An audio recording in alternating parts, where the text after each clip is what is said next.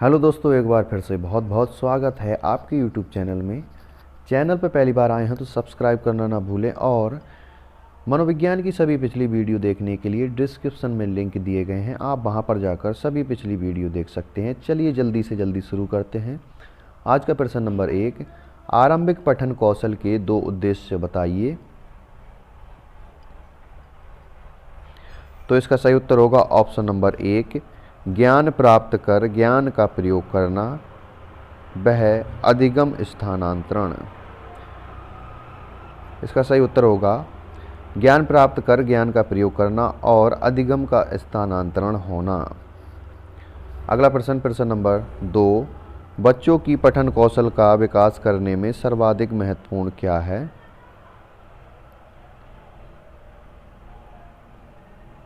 तो इसका सही उत्तर होगा ऑप्शन नंबर 1, विभिन्न संदर्भों से जुड़ी सामग्री। अगला प्रश्न नंबर 3, किस प्रकार की पठन शैली में शिक्षक के आदर्श पठन का अनुकरण किया जाता है। तो इसका सही उत्तर होगा ऑप्शन नंबर 2, अनुकरण पठन।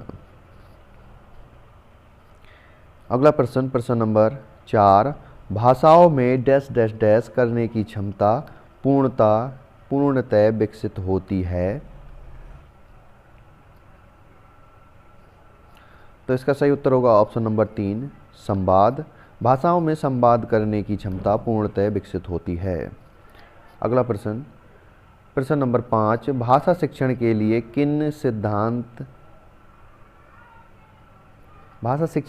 किन का सिद्धांत सर्वाधिक महत्वपूर्ण है। तो इसका सही उत्तर होगा ऑप्शन नंबर 2, चौमास्की ने भाषा विकास अधिगम का सिद्धांत दिया था। अगला प्रश्न नंबर 6, बोलना और सुनना, पढ़ना और लिखना सभी सामान्य कौशल हैं और उनमें बच्चों की दक्षता स्कूल में उनकी डैश डैश डैश को प्रभावित करती है। तो इसका सही उत्तर होगा ऑप्शन नंबर 2, सफलता को प्रभावित करती है। अगला प्रश्न नंबर 7, भाषा विकास के अंग में निम्नलिखित में कौन नहीं है।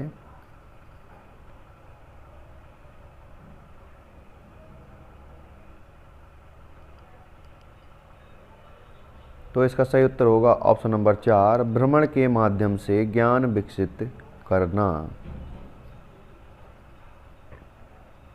अगला प्रश्न नंबर 8, किस शिक्षण का उद्देश्य सौंदर्यात्मक और व्यक्ति की चेतना को प्रोत्साहित करना है। तो इसका सही उत्तर होगा ऑप्शन नंबर 1, भाषा। अगला प्रश्न नंबर 9, अर्थ ग्रहण पर आधारित संपर्क विधि का प्रचार किसने किया।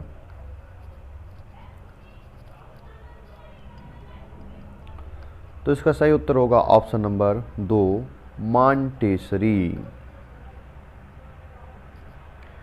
अगला प्रश्न नंबर 10, बच्चों को उच्च स्तर की अभिव्यक्ति क्षमता की आवश्यकता तब पड़ती है जब परिस्थितियों के संदर्भ कमजोर हों और वे डैश डैश डैश मांग करें। तो इसका सही उत्तर होगा ऑप्शन नंबर 2, संज्ञानात्मक। अगला प्रश्न नंबर 11, स्वरोच्चारण विधि क्या है।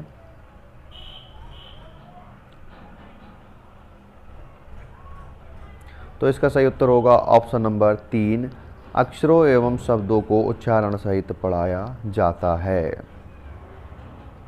अगला प्रश्न नंबर 12, अर्थ ग्रहण की किस विधि को देखो और कहो विधि कहा जाता है।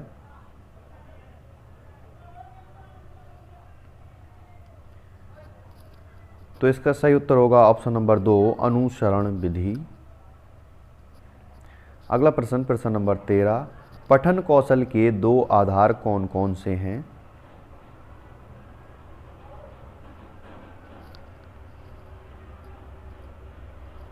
तो इसका सही उत्तर होगा ऑप्शन नंबर 3, पठन मुद्रा एवं पठन शैली। अगला प्रश्न नंबर 14, वाक्य विधि क्या है।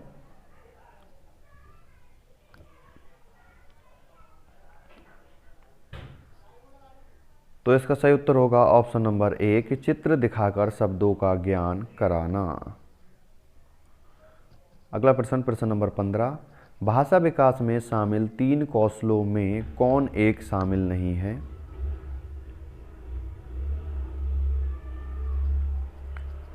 तो इसका सही उत्तर होगा ऑप्शन नंबर 3, समझना। भाषा विकास के 4 कौशल होते हैं, सुनना, बोलना, पढ़ना, लिखना। इसमें समझना भाषा विकास में शामिल इन 3 कौशलों में समझना शामिल नहीं है। अगला प्रश्न, प्रश्न नंबर 16, हिंदी भाषा क्षेत्र में मातृभाषा के संबंध में किसी एक समस्या को बताएं।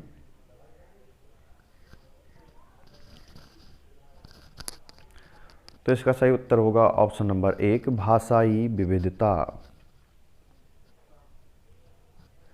अगला प्रश्न, प्रश्न नंबर 17, लेखन शिक्षण के 3 उद्देश्य में कौन एक शामिल नहीं है?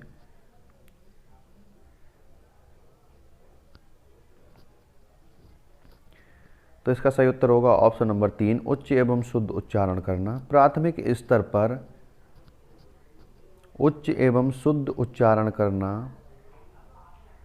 लेखन शिक्षण का उद्देश्य नहीं है। सुपाठ्य लेख लिखना, भावों को क्रमबद्ध रूप में प्रस्तुत करना तथा शुद्ध वर्तनी लिखना, ये सब लेखन शिक्षण के उद्देश्य हैं। उच्च एवं शुद्ध उच्चारण करना ये पठन शिक्षण का उद्देश्य है। अगला प्रश्न, प्रश्न नंबर 18, संदर्भ अनुसार अर्थ ग्रहण करना कौशल में आता है। तो इसका सही उत्तर होगा ऑप्शन नंबर 3, पढ़ना। संदर्भ के अनुसार अर्थ ग्रहण करना, पढ़कर अर्थ ग्रहण करना।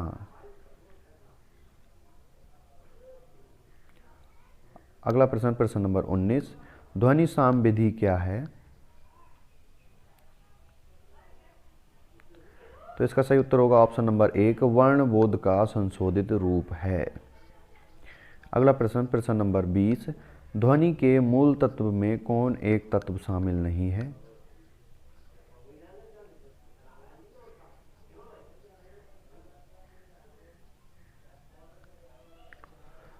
तो इसका सही उत्तर होगा ऑप्शन नंबर 4, उच्चता। अगला प्रश्न, प्रश्न नंबर 21, वर्ण उच्चारण के तत्व कितने होते हैं?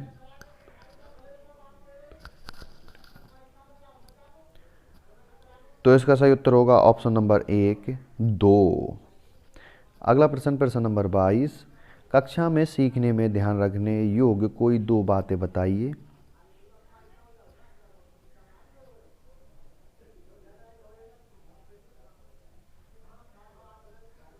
तो इसका सही उत्तर होगा ऑप्शन नंबर 2, कलम पकड़ने की विधि एवं कक्षा में बैठने का तरीका। अगला प्रश्न, प्रश्न नंबर 23, पूर्ण विराम का उपयोग कब और कहाँ किया जाता है?